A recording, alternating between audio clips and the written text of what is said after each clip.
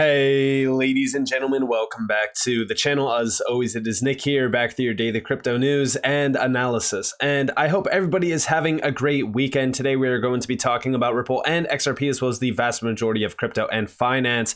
And today, we have a very interesting topic, which is obviously centered out on institutional grade investors, Wall Street, and ultimately what is happening around crypto exchanges. I seen this tweet come up on my timeline today from Anderson, and I thought it was very interesting because it is talking about the case around Ripple with the SEC and how it could basically end at any time. We do see it's crazy that we can get a decision in the SEC versus Ripple case at literally any time now or in 6 months. And although, yes, this is the truth, what's crazy is I think that they are waiting for something much larger behind this case. If you believe in the idea that this case is completely nonsense and it's one big show, which a lot of people do seem to believe, then you would essentially be anticipating some sort of major move to happen behind this before we do see a major decision.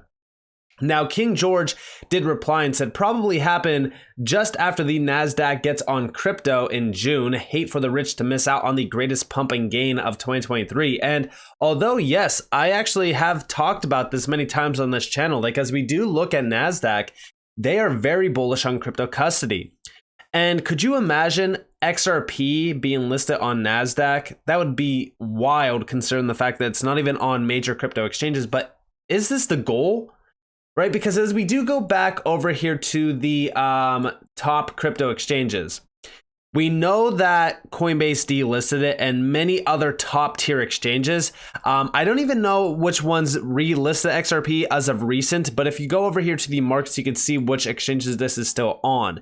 It is technically still on Binance, Bithumb, KuCoin, Bitstamp, Kraken, as well as Bitfinex, as well as, and that's actually all of them. Wow. So, oh, there's a few other ones. I didn't see the show more tab down there. So it is still on a lot of exchanges. Bittrex, we know that Bittrex just shut down its US operations. And there's still a few of these, but you need to make sure that you can look at the pair and understand that a lot of this actually is not USD. And if we look at where most of the volume is on the 24-hour span, a lot of it is still coming from Binance, from USDT, and then also Korea. So as we do look at like the US volume, a lot of it is still kind of missing out on a lot of the XRP buy-in. But it's still not on Coinbase. There's a lot of USD pairs still not there. Gate.io, I didn't see Gate.io at all. I might be wrong, but I did not see Gate.io at all, which Gate.io is a major player around this space. As you guys do see, they have almost 9 million weekly visits, although only boasting about $500 million in volume. They're still a very large exchange. So to me, I think that this was all by plan. And the craziest thing about all of it is that I believe that this is all working into what Gary wants. And I will talk about that here in a second. But we did see Anderson respond back saying, interesting thoughts. In accordance with the SEC versus Ripple case resolution, wouldn't it be perfect timing with NASDAQ custody crypto for a timely XRP listing? And here we have NASDAQ set to launch crypto custody services by the end of June.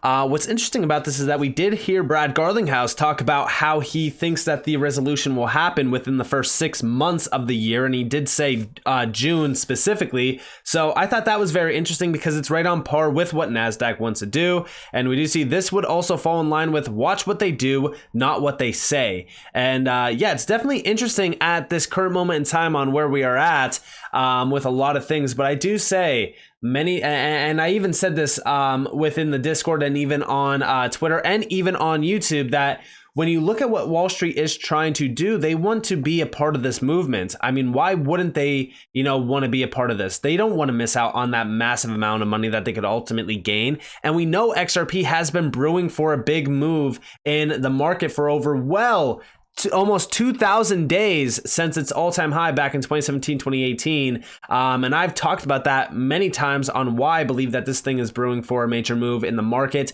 and why the next run up could ultimately be $7 to $10 or even more, which will be significant. And could you imagine the amount of money that NASDAQ would make off of that? So I do think that this is interesting. Let me know what you guys think about this down in the description below. If you believe that this case will be done by June, hit that like button. But if you also think that this case is going to stretch on beyond June, comment down below what your prediction is. Also, over here from Crypto Airy, we know that a lot of crypto custody services around the world are expanding rapidly. SBI. So SBI has been a leader behind XRP as well as other cryptocurrencies for a while. But here we have from Crypto Airy. Had a tough year in crypto? You were not alone. SBI Japan crypto business down 45% year over year. But leadership has a vision. Shareholder presentation announces expansion and highlights. Highest staking 18% yield in Japan with DOT. Commission-free flare wrap and delegate service with similar commission plan for ETH. And also moving into crypto data research reports with HashHub, more to follow. And yeah, I mean, this is very interesting as we do look at this. You can see all of the services that were essentially started in 2022, which is the ones in red. We do see Flare Wrap and Delegate, as well as staking, accumulation, package accumulation, individual accumulation, staking up here as well. Flare Wrap and Delegate, SBI Web3 Wallet. I mean, you could see what's happening here. Like they want to, be behind this movement as well. And SBI has been a visionary around the space since going all the way back to, I want to say like 2017, maybe even previously. I think there was a few posts from like 2016, 2015 as well. I mean, they have been a leader within the XRP space, and it's wild. It's wild on what's happening around the institutional grade sector right now, as everyone is still so bearish on crypto. Like I've been saying it, like these institutions are buying when you are selling and selling when you are buying. They don't follow the herd. They follow themselves. They know what they are doing. They understand what they are doing. And when you hear the news, like when they are, buying up something, that's usually a time to be selling something. But also, the biggest worry to me around institutional grade custody is the overall effect on cold storage as well as on exchanges, right? We know crypto exchanges are being targeted, and they have been being targeted for a while from the SEC. And over here, we do see hands off our self-custody. The anti-self-custody regulatory noises coming after the banking crises will hurt consumers, not help them. And yes, if you guys did miss it, it seems as though the regulators want to come after our cold storage, which is wild to me. And, one thing that I've always been adamant about on this channel is to always cold storage your crypto. I've said it time and time again. Every single time that I talk about these exchanges is to, buy and get that crypto off of those exchanges into cold storage, because it's the biggest problem that we see around these exchanges is, when FTX goes, belly up, or Celsius or Voyager, etc., all of that crypto that you had on those exchanges is gone and property of the exchange. We just seen this the other day. It's insane that people are not self-custodying their crypto, but now we are seeing regulators going after self-custody. All while, I want to take a step back and go over here to the SEC. Going back to May 10th, we did see the SEC get blasted on custody proposal by JP Morgan and also crypto firms and also other ones as well. We do see the U.S. securities regulator recently proposed requiring investment advisors to keep customers' crypto assets with qualified custodians, and is now facing wide criticism for the potential future role. So I think that this is good that we are seeing this be, questioned, and also the SEC get blasted for this, because this will essentially defeat cold storage. This will defeat exchanges, and they will regulate the hell out of, custody services. And what they will do is they will feed this to Wall Street. Don't believe me? It's okay. You don't have to. When you go back in time to Gary Gensler's overall resume, it speaks volumes, okay? This guy loves Wall Street. He loves the bankers. It's very similar to Brad Sherman. Why do you think Brad Sherman and Gary Gensler are in bed together? Brad Sherman loves the banks. He's a pro banker. He even said, crypto companies, they print money out of thin air. So does the US government, but we are the US government. That was his excuse. His words exactly, which is, I mean, I don't need to go in depth on that. You guys already know how ridiculous that statement is. But also, as we do look at Gary Gensler and we go back to his resume, here is from November 11th. Look at this. Legal counsel at FTX linked to Gary Gensler. You would think they would torch this stuff. traditional finance and Wall Street behind this self-exploding bag of money. And here you guys have FTX General Counsel, absolutely wild, Sullivan and Cromwell, Commodities Futures Trading Commission as well, legal counsel to Gary Gensler. All of this was a major plan, and I've talked about this many times on this channel, even going over here to November 11th, again, going a step back. I've said Gary Gensler, SEC Gov, needs to be investigated. You'll be surprised at what you find, the Justice Department. Instead, Gary Gensler being the cop of Wall Street, the biggest crook on Wall Street. Here we have, well, this was from yesterday, and this is from Tom Emmer, which we know has discussed many things within those hearings. Again, I would love to see, instead of words, actions being taken.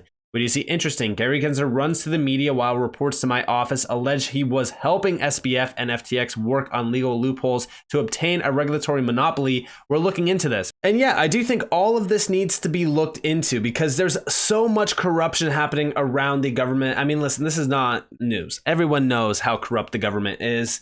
I don't even know if people even trust the government at this point. I don't know who's wild enough to do so or just absolutely like insane.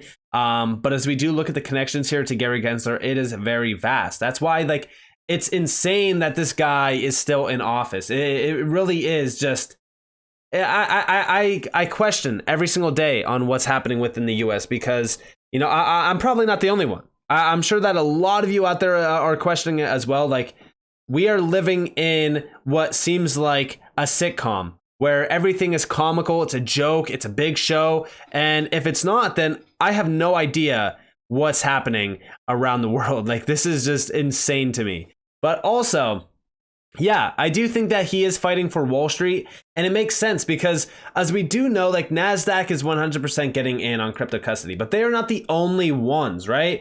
I've been reporting on a few names, for example, Fidelity. So 4.7 or $4.5 trillion asset manager Fidelity offers ETH custody and trading to clients. This goes all the way back to October of 2022.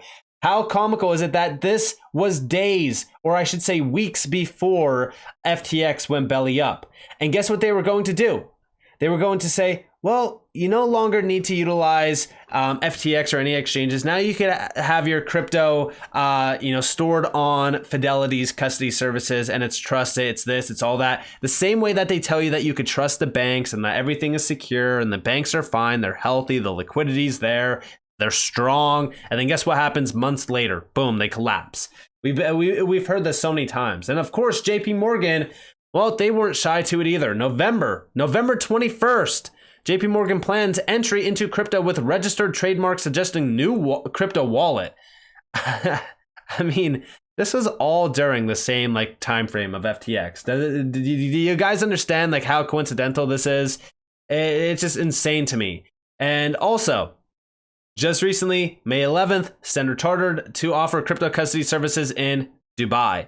We know that, well, Ripple just made a big amount of noise in Dubai, and we do see that if we scroll down, Zodiac Custody recently conducted a Series A funding round where the institutional-grade crypto asset custodial platform raised approximately $36 million from a variety of investors, including SBI Holdings and Standard Chartered's venture arm, SC Ventures. SBI Holdings is now the second largest shareholder in Zodiac after Standard Chartered.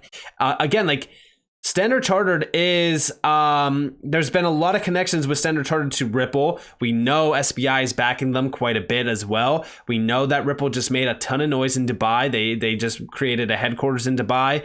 Like, to me, this is pretty interesting to see the connections here going all the way back to that NASDAQ post. Like, it wouldn't surprise me and it wouldn't shock me if Ripple and I shouldn't even say Ripple, XRP was going to be listed on a lot of these major platforms, and Ripple, when they IPO, will also be listed on a lot of these platforms. You got to remember though, right? Like, Ripple still has a lot of plans to go public when this case is put behind them. It's been one of the main things that they've been focused on for so long. I also think it's another reason why they haven't settled out. They also made it adamant that they want XRP to 100% have regulatory clarity within the US and globally. They want to make sure that there is no question on if or when XRP was a currency or a security. So they want to make sure that there's zero doubt there. So It's very interesting on what's happening right now. Let me know what you guys think though down in the comments below. I'd love to hear from you all. If you guys did enjoy the video, definitely smash that like button, subscribe to notifications on to never miss a future update. As always, I hope that you all have a beautiful day or a beautiful night wherever you guys are in this beautiful world. It's been Nick. Peace out, guys.